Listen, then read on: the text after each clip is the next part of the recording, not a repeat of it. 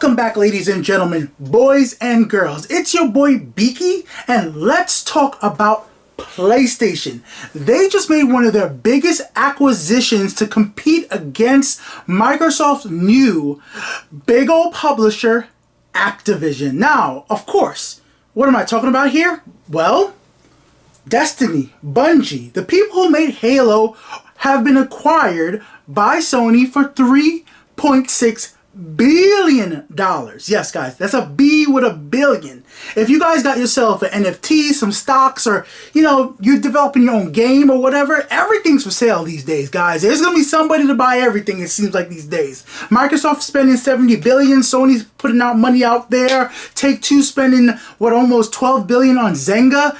Everybody's getting bought up or putting them up for sale right now. It just feels like money is being spread out in the tech industry at the moment. It's kind of going crazy. So why is this a big thing for Sony compared to Microsoft? Well, Microsoft, forget everything else about the Game Pass. Microsoft was about to dominate the first-person shooter genre. And if you guys don't realize this right now, well, Sony, that's the genre they are surely lacking in the last two generations from their first-party studios. They're amazing when it comes to third-person games.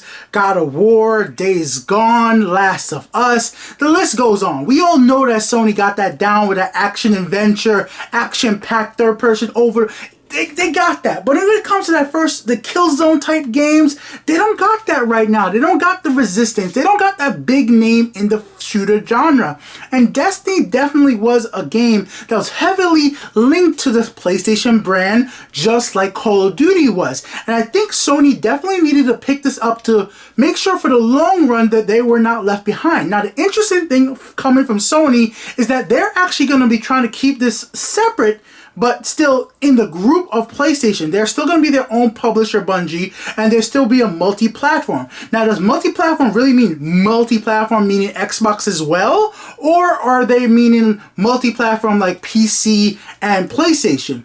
Now, if you're out there and you already have Destiny 2, Destiny for the Xbox, of course, you're going to be able to keep playing your game. The contracts have been signed, done, but what happens with the Destiny 3? And if you guys know me, I've had a lot of problems with Destiny games. Go onto my channel, click that little search icon, look up everything wrong with Destiny and Destiny 2.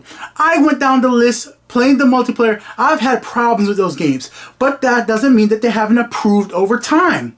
I was competitive with the multiplayer part of it and the votes and all that stuff, and Destiny and the Bungie has done some crappy stuff with some older content not being available anymore. So there are some negatives from the studio, just like there's negatives coming from Activision. Now, is this on the same scale of Activision comparatively to Bungie? Not at all. Like, Bungie is nowhere near as big as Activision at all. But it is kind of funny that a Halo, game that was made for Microsoft, a studio that is now over Sony, while Crash Bandicoot and Spyro, old school games for Sony's consoles back in the 90s, were big mascots, are now part of Microsoft's lineup. So it's like, things are swapping around, and where's Nintendo in all this? Who's Nintendo going to buy next? I don't know. But altogether, I think the biggest thing here is that Sony now has their own big first-party studio for first-person shooters. I think we will see eventually something new coming from Bungie outside of just Destiny, and it's about time. I know Destiny is supposed to be this big long-term thing, but I guarantee you they have something else internally working at, and that's why Sony probably thought about picking up the talent over there. We all know that they make great feeling games. That's the one thing I've always said about Destiny.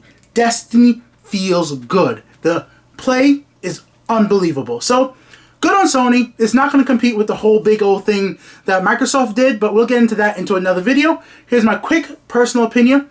Hey, more first-person shooters on the Sony platform. They're keeping it multi-platform. If that's really true, that's good for gamers altogether. Bungie getting more funds to maybe slow down their development process and make their games a little bit more Sony quality on release. Now, just hear me out. I want those games to be better when they're released. I'm tired of games getting released crappy and then getting patched. And Sony, in general, with their first-party titles, they try to put some money into making the initial release be a little bit better. And I'm hoping this makes Bungie better in the long run. And that's why I'm excited for this. That's mostly why I'm excited. I want to see more polished games on release from Sony.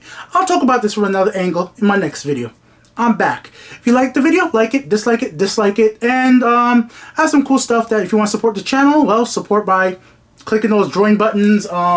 These are really cool gifts. I just wanted to mention these. I have these Pokemon stuff right there. One's a clock. One's a little piggy bank. I gave it to my girlfriend. We put our little change in there for 1 year. And however much change we have, if it's $2 worth in change in a year, we'll go to an ice cream truck, get some ice cream cones, sit in the park, be cheesy, and eat ice cream as a date. If it's over $100, we'll go to a nice little, Applebee's. If it's $500 in change, we will go to a nice restaurant. So, nice little piggy bank Pokemon thing, and the Pokemon clock, and my Blue Yeti mic that I use for, well, talking on Discord and doing D&D stuff. Links in the description for Amazon for all that. I'm an Amazon affiliate. So, yeah, guys, talk to you next time. See you tomorrow. Peace.